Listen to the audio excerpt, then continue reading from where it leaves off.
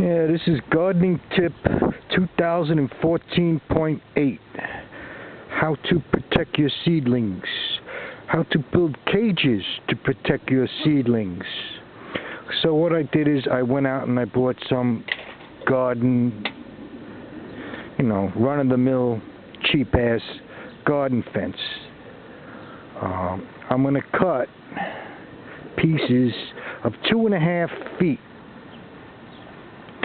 So I'll do that first.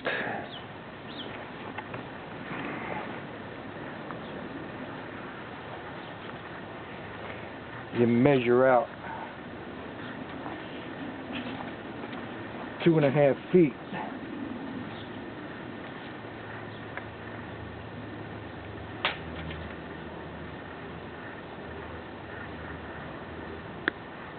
And you get yourself a pair of lineman's pliers, which come with built-in cutters. Cut down.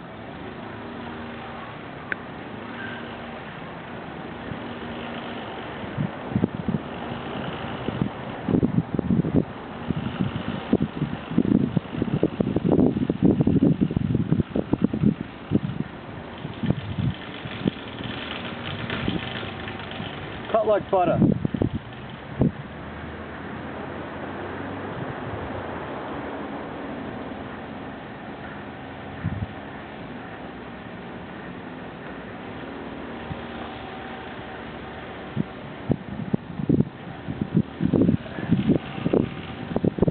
Now, in the case of this particular garden fence, the openings widen up. And at that point, you're going to cut the piece off. If you can see, here's where it widens up.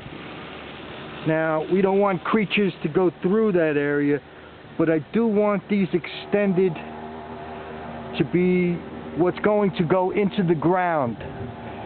This is what's going to hold the cage up. At this point, what you do is you turn the cage,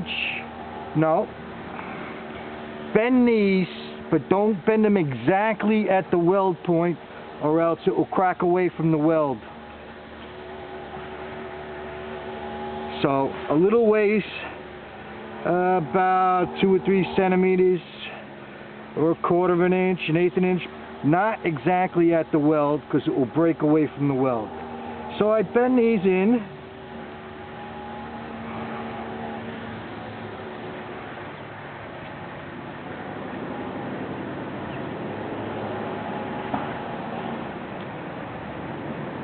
Like thus. And when they're all bent in, you come around and you feed it through the other side. Right? Now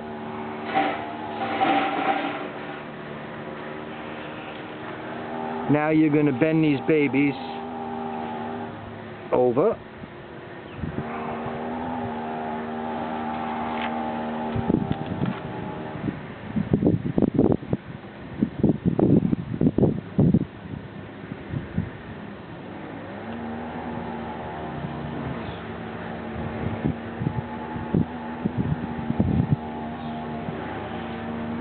And actually that's good enough, but what I do is I come back with the lineman's pliers and just, as I'm holding the tips, I just squeeze. Not too far, because again, you don't want to break the welds. My neighbor's not complying with me with the noise factor over there, with the whatever that is. That just seems like a weed whacker. They use these weed whackers. I don't particularly go for that nonsense, but God bless them. Now, as I'm going, I'm tightening up these bends.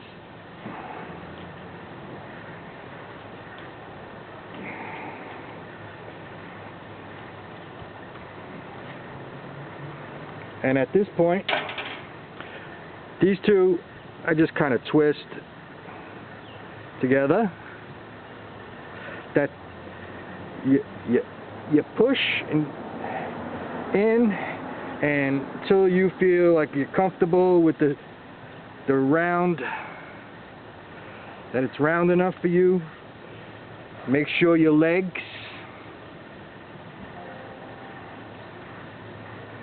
now all you have to do is stick this baby in the ground, and I'll show you the outcome.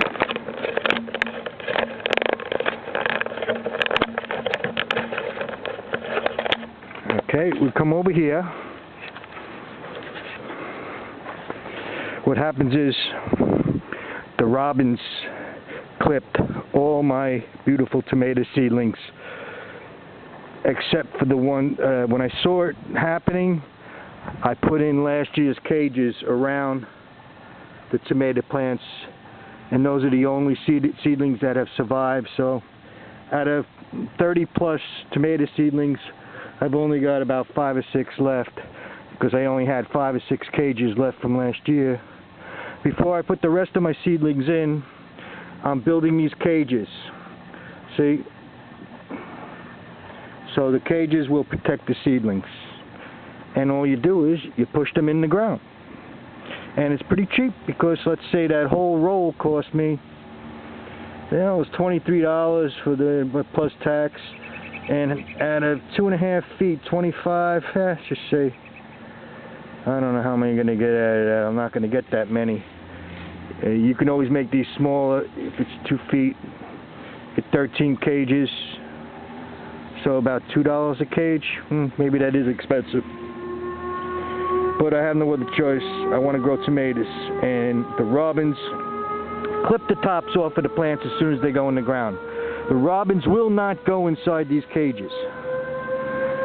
For later on, I built the fence around my garden. I'm building a fence for the deer to keep the deer out, because the deer will devour more than 95% of my crops. They'll just eat it right up. There'll be nothing left.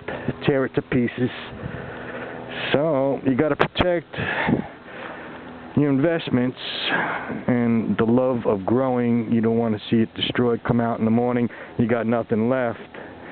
I prefer eating organic food, so I need to grow this organic food. Otherwise, I have to eat the conventional GMO garbage that they sell in the store.